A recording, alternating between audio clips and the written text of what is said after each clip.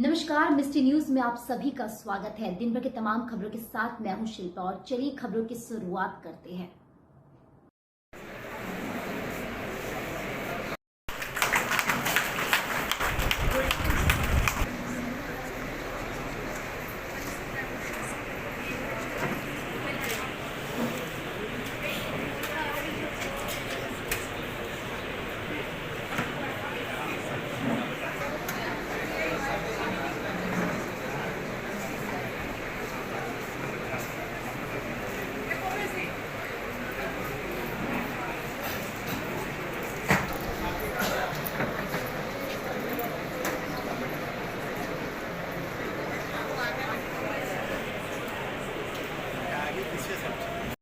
जिसके लिए हमारी डीसी मैम सतत रूप से प्रयत्नशील रहीं। विगत 8 महीने लगातार उन्होंने मंथली टेस्ट कराए क्लास 9, 10 में। इसके अलावा एक स्पेशल इनिशिएटिव उन्होंने स्टार्ट किया ऑनलाइन क्लासेस का, और हम लोगों ने छोटा सा स्टूडियो बना के अपने जो अच्छे टीचर्स थे उन्होंने लगातार 4 महीने तक ऑनलाइन क्लास करा।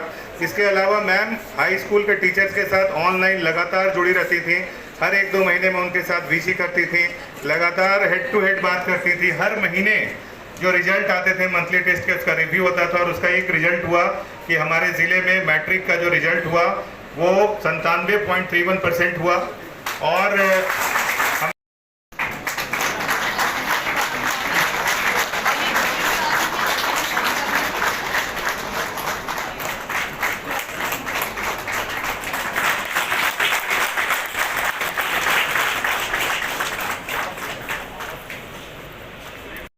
महोदया, principal sir, DO ma'am, ADSS ma'am and यहाँ पे उपस्थित सभी शिक्षकगण, मीडिया बंधु, सभी को मेरा नमस्कार, मेरा जोहार।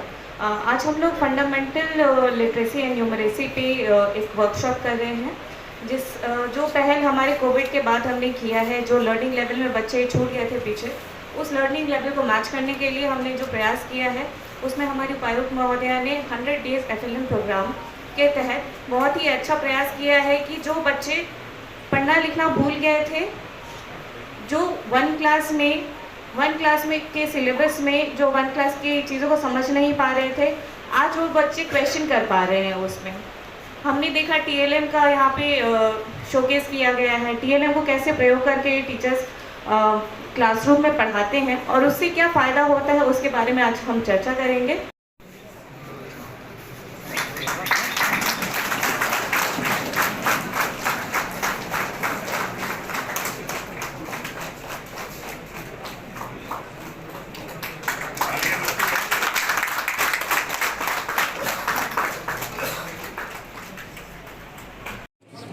निपुण भारत मिशन में जो हमको एक लक्ष्य दिया था कि बच्चे फर्स्ट, सेकंड, थर्ड कक्षा में जब जाते हैं, या उनका जो आयु वर्ग होता है, जैसे 5वीं से 6वीं, 6वीं से 7वीं, 7वीं से 8वीं, 8वीं से 9वीं, तो ये जो बाल वाटिका से लेकर कक्षा 1, 2, 3 तक बच्चों को फंक्शनल न्यूमरेसी और लैंग्वेज का जो ज्ञान होना चाहिए, तो उसके लिए टीचर्स का भी ट्रेनिंग कराया गया था, और उसके साथ साथ बच्चों को भी कैसे सिखाना है उसका एक शेड्यूल बनाया था। तो उसका हमने जो हमारे ज़िले में फर्स्ट 90 दिन का जो प्रोग्राम था, उसको कंप्लीट करने के बाद उसके फीडबैक के ऊपर आज चर्चा हुई, और अगर हमको इसको अच्छे लेवल पे स्कोर्स लेके जाना है तो हमारे क्या क्या अड़चने हैं, क्या कोऑर्डिनेशन की कमी रही है, कहाँ रिसोर्स कम पड़े, कहाँ किताबें नहीं पहुँची, कहाँ पहुँचने के बाद उनके साथ करना क्या है टीचर्स को पता नहीं था, कहाँ अभी भी इम्प्रूवमेंट का स्कोप है, वो सारी बातें यहाँ पे पता चली। मेजर ये इशू हमें लगा कि जो 34 वर्ड्स जो पढ़ने हैं, तो बच्चे वो स्लोली पढ़ पा रहे हैं या पढ़ नहीं पा रहे हैं, या रिकग्निशन में जो भी कोई इशू आ रहा है, उसमें अपनी मातृभाषा यहाँ अलग अलग है। आप जानते हैं कि यहाँ कुछ एरियाज़ में बंगाली बोला जाता है, कहीं उड़िया बोला जाता है, कहीं हो बोला जाता है, सबर कम्युनिटी में कोई अन्य भाषा बोली जाती है, बाकी हिंदी बोला जाता है। तो एक बहुत बहुभाषिक ज़िला है ये, तो इसके लिए बच्चों में कई बार कन्फ्यूजन पैदा होता है। तो उसके लोकल लैंग्वेज के, वर्नाकुलर लैंग्वेज के साथ साथ इस लैंग्वेज में भी उसको सिखाया जाए, चित्र के साथ, आंकड़ों के साथ, गेम्स के साथ, उसकी सक्रियता, सहभागिता को सक्रियता से लेते हुए बच्चा कैसे सीखे और उसके अंदर पढ़ाई लिखाई की रुचि हो, ताकि जब वो हायर कक्षाएं जाए तब वो पढ़ भी नहीं पा रहा है या फिर बेसिक प्लस माइनस नहीं कर पा रहा है। ये जो चैलेंजेस आज हम फेस कर रहे हैं, एटलीस्ट हम इसको ओवरकम करते हैं। Thank you ma'am.